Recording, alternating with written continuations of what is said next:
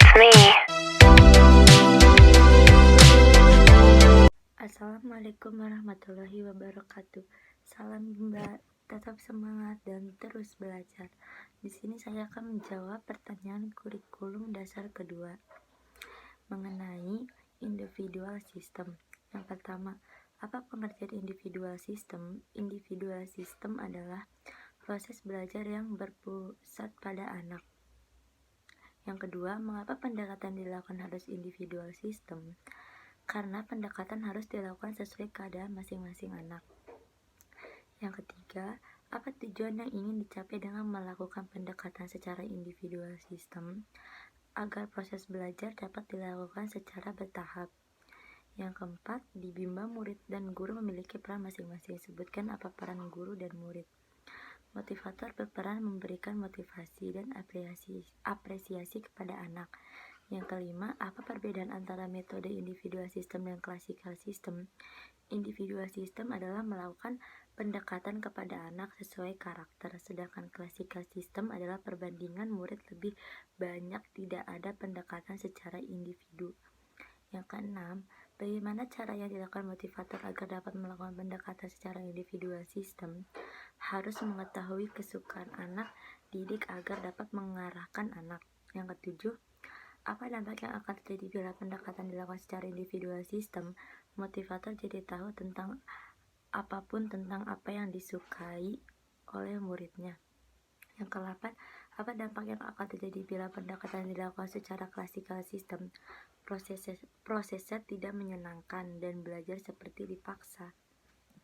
B. Jawablah pertanyaan mengenai metode variation skill berikut ini. Apa pengertian variation skill? Variation skill merupakan kemampuan yang harus dimiliki motivator dalam memvariasikan aspek belajar.